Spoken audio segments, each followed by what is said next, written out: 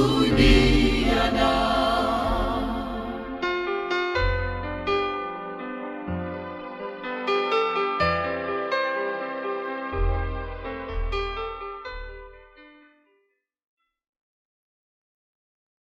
mba olona mbanana fomba fisainana miabo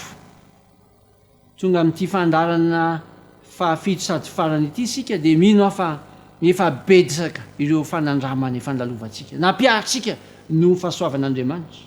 ary amin'izao fotoana izao dia mino aho fa efa miainana amin'izany atao hoe olona miabo izany zaho sy ianao mahafinaritra izany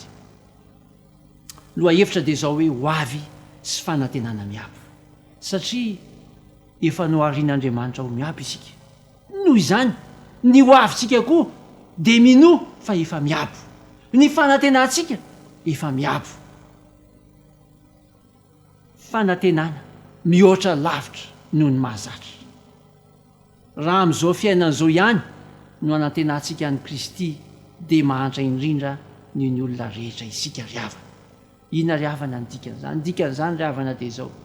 tsy ny fiainan'ny olona miabo ary miabo ao amin'i Kristy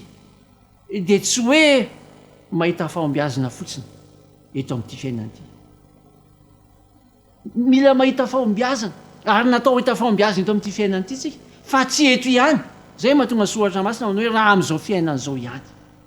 atao mazavazava kokoa moa izany eo amin'ny Luka 3:7 manao hoe izay tsy handray be lavitra amin'izao andro ankehitriny izao ary amin'ny andro avy dia fiainana mandrakizay zany hoe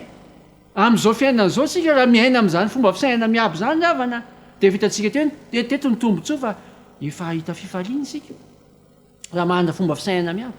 ahita fanantenana sika ho salamitsika tsy olona ho stressé lavitsika ary olona tanjaka sika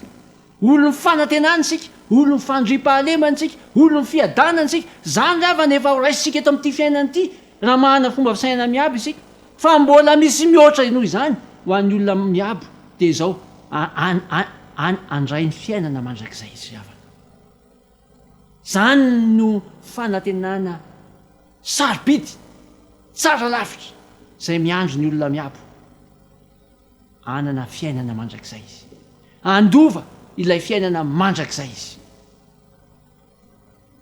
ary tadio ry havana fa efa voasikajy ho anisan'ny mpandresy isika ny olona miabo ry havana dia efa voasikajy ho anisan'ny mpandresy avy hatrany ny anarantsika tamin'ny loha hevitra tany aloha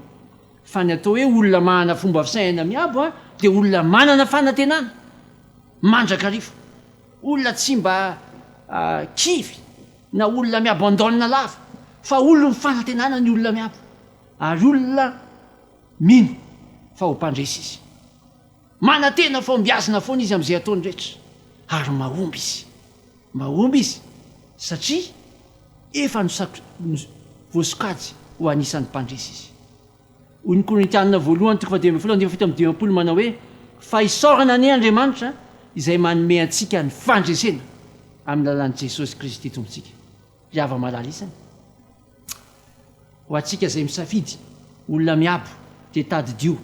fa efa voasikajy ho anisan'ny mpandresy isika ho anisan'ny mpandresy vao manomboka dia efa ao anatin'ny sokajy ny mpandresy isika mahafinaritra mieritreritra an'izany ry havana ary ny tompontsika ny Andriamanitsika dia efa nisafidy asa ianao araka loha hevitra izay anarantsika tany aloha ihany koa hoe efa nohariana ho miabo ane isika efa nohariana ho mpandresy isika mino ary manantena fa ho mpandresy izaho sy ianao fa ny anarantsika teto ihany koa no hoe mitondra ny endrik'Andriamanitra isika ary ho avy ny fotoana dia ho fahafan'Andriamanitra ny maso rehetra amin'ny maso tsisy fahafatesina intsony sady tsisy alahelo na fitarainana na fanaintainana fa efa lasa ny zavatra taloha ry hava malalisana efa manomana antsika hiverina amin'ny laoniny dia le fiainany Adama sy Eva tany Eden'Andriamanitra ka olona tsy iaina amin'ny fitarainana izany intsony isika olona tsy tomany izany intsony isika olona tsy alahelo izany intsony isika olona tsy anaintaina izany intsony isika fa arak'ilay voalaza tany aloha efa miandry atsika ny fiainana mandrakizay ary fiainana be da be no maniny Kristy ho aso anao tsara riavana ny mahana an'Andriamanitra satria dia mahana fanantenana miabo ho avy mamirapiratra ho avy sy fanantenana miabo satria ilay endrik'Andriamanitra very tany Edena dia hiverina indray zany ny fanantenana miandra sy anao ka inona no mbola hifantohantsika amin'ny resaka miiba izay me mitomba andreo manalina eo amin'ny tontolo ny fiarahamonina sy ny fiainana iainantsika manodidina antsika aza todika lava amin'izany tsoa ny fiainantsika fa aloha hitodika ao amin'ny zavatra miabo ho amin'ny fanantenana be voninahitra izay fomanin'Andriamanitra antsika dia any amin'ilay fiainana mandrakizay izay tsy ahitana ranomaso intsony tsy ahitana fahafatesina intsony tsisy alahelo intsony tsisy fitaraina tsisy fanaintaina lalazainy amin'ny teny hafa tsisy miiba intsony any ravana fa miabo rano fotsiny koa ny afatra izay omena antsika amarahany ity seminaire ity dia izao hoe ary mandalo izao fiainana izao sy ny filany fa izay manao ny sitrapon'Andriamanitra no maharitra mandrakizay riavana raha tiatsika ny olona miabo raha tiatsika ny olona hana fomba fisaina miabo ireny toromarika rehetra izay nomen'Andriamanitra antsika ireny dia arao mandehana araka ny sitrapon'Andriamanitra dia aharitra ny fiainantsika isantenaina no avytsika hana fahantenana miabo isika fa ny tenany tompo no hidina avy any an-danitra amin'ny fiantsoana sy ny feon'ny arkandrely ary ny trompesan'Andriamanitra ka izay maty eo amin'ny Kristy no hitsangana aloha ary rehefa afaka izany dia isika izay velona ka mbola mitoetra no akarina hiaraka aminy ho eny amin'ny rahona hitsena ny tompo any amin'ny habakabaka dia ho any amin'ny tompo mandrakariva isika ny fanantenako riavana izaho sy ianao izay nanaraka ity seminaire ity dia ho lasa olom-baovao ao amin'ny Kristy hanao ny sitrapon'Andriamanitra hanao ny tsara sy ankasitrahana hanao ny marina hitondra ny antsaran'Andriamanitra ka rehefa ho avy eny amin'ny raha ho lanitra Jesosy Kristy eny fa na dia tsy maintsy handalo ny fahafatesina voalohany aryntsika amin'ny maha olombelona mitafy nofo amandrahantsika dia tsisy atahorana izany fa efa voasokajy ho mpandresitsika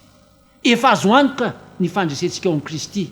fa rehefa ho avy Jesosy dia ny tena ny tompo no hidina avy any an-danitra amin'ny fiantsoana ny arkandrely ary ny trompesan'Andriamanitra dia isika izay maty tao amin'ny Kristy dia ho atsangana ary dia hoentiny ny anjely isika hitsena ny tompo any amin'ny habakabaka dia ho any amin'ny tompo mandrakariva isika ho any amin'ilay fiainana mandrakizay izay tsisy alahelo intsony tsisy fanaintainana intsony tsisy fahoriana intsony fa efa lasa ny zavatra taloha miabo zato isan-jato ianantsika olona miabo anie izaho sy ianao olona hana fomba fisaina miabo anie izaho sy ianao amen vavaka isika riavana tompoandriamanitra io misaotra ny amin'ny seminaire izay ny anaranay ireny rehetra ireny dia hisaorana satria avy aminao ny toromarika sy torohevitra rehetra izay nomenao tompo dia angatahanay ny fanahy masinao mba hampatsiahy sy hanomery anay ary nolalana anay hitardahana anay ka tonga anay ho lasa olona miabo anana fomba fisainana miabo tokoa ka rehefa ho avy ianao tompo dia izahay anana anjara amin'ilay fiainana mandrakizay izay tsisy fahafatesina intsony tsisy fanaintainana tsisy fahoriana fa dia miabo zato isan-jato amin'ny anaranao Jesosy Kristy tomponay no hanonanay izany vavaka izany amen